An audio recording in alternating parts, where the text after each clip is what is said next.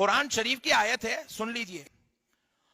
وَاعْتَصِمُوا بِحَبْلِ اللَّهِ جَمِيعًا. اللہ رب العزت ارشاد فرما رہا ہے اللہ کی رسی کو مضبوطی سے تھامو. اللہ کی رسی کو، زور سے بولو، اللہ کی رسی کو سارے کے سارے مل کر اللہ کی رسی کو مضبوطی سے تھام لو. میں پورے لوگوں کو پوچھ رہا ہوں اللہ کی رسی کیا ہے، کہاں لٹک رہی، میرے کو بتا، میں دیکھنا چاہ رہا ہوں. خدا کی قسم کوئی بھی نہیں بتا سکتا. انہیں بولیں گا یہ ہے، انہیں بولیں گا وہ ہے، انہیں بولیں گا وہ ہے، انہیں بولیں گا یہ ہے. سارے لوگوں بتائیں ان کا ایک الگ ہے نظریہ، مگر خدا کی قسم اس کے تو کئی تشریحات صوفیہ بزرگ اولیاء اللہ نے کی ہے. مگر اس گناہگار کی جو عقل و فہم میں جو بات آتی ہے وہ پیش کرتا ہوں. سمجھ میں آئی تو گڈ، نہیں تو واپس ویری گڈ.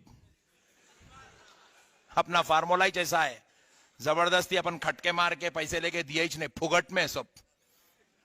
سبحان اللہ. دیکھو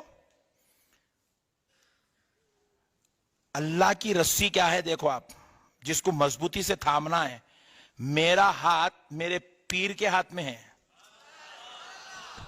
میرا ہاتھ پیر کے ہاتھ میں ہے، اور پیر کا ہاتھ ان کے پیر کے ہاتھ میں ہے، اور ان کا ہاتھ ان کے پیر کے ہاتھ میں ہے، ان کا ہاتھ ان کے پیر کے ہاتھ میں. یہ رسی بن رہی دیکھو آپ، ایک ایک گھٹی بنتی نہیں، یہ بنتے جا رہی دیکھو آپ. پھر ان کا ہاتھ ان کے پیر کے ہاتھ میں ہے، ان کا ہاتھ ان کے پیر کے ہاتھ میں ہے.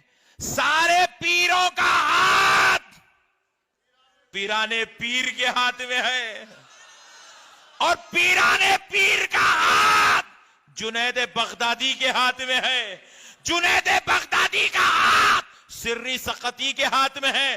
سری سقطی کا ہاتھ معروف کرخی کے ہاتھ میں ہے. معروف کرخی کا ہاتھ حضرت حسن بصری کے ہاتھ میں ہے. حسن بصری کا ہاتھ مولا علی کے ہاتھ میں ہے، اور علی کا ہاتھ محمد الرسول اللہ کے ہاتھ میں ہے.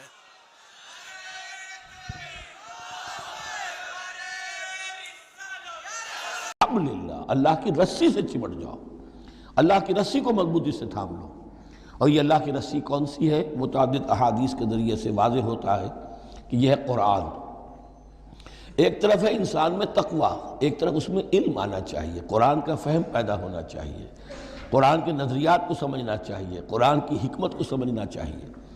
انسانوں میں اجتماعیت جو ہے وہ جانوروں کے گلوں کی طرح نہیں ہو سکتی کہ بھیڑ بکریوں کا ایک بڑا ریوڑ ہے اور ایک چرواہا جو ہے وہ لکڑی لے کر ان کو سب کو ایک ڈسپلن میں لیے ہوئے ہے. انسانوں کو جمع کرنا ہے تو ان کے ذہن ایک بنانے ہوں گے، ان کی سوچ ایک بنانی ہوگی. یہ حیوان عاقل ہیں، یہ باشعور لوگ ہیں، ان کی سوچ ایک ہو، نظریات ایک ہو، مقاصد ایک ہو، ہم آہنگی ہو، نقطہ نظر ایک ہو، تبھی تو یہ جمع ہوں گے. اس کے لیے وہ چیز چاہیے جو ان میں یکرنگی خیال، یکرنگی نظر، یکجہتی مقاصد کی ہم آہنگی پیدا کر دے، اور وہ قرآن ہے. حبل اللہ هو حبل اللہ المتین، حضرت علی سے روایت ہے. حضرت عبداللہ ابن مسعود سے ہے، حضور نے فرمایا القرآن حبل اللہ الممدود من السماء الى الارض. اللہ کی مضبوط رسی ہے جو آسمان اور زمین کے درمیان تنی ہوئی ہے. ایک اور حدیث میں فرمایا فاستبشروا فإن طرفه بأيديكم وطرفه بيد اللہ. خوشیاں مناؤ، یہ قرآن ایسی شے ہے کہ جس کا ایک سرا تمہارے ہاتھ میں، ایک سرا اللہ کے ہاتھ میں.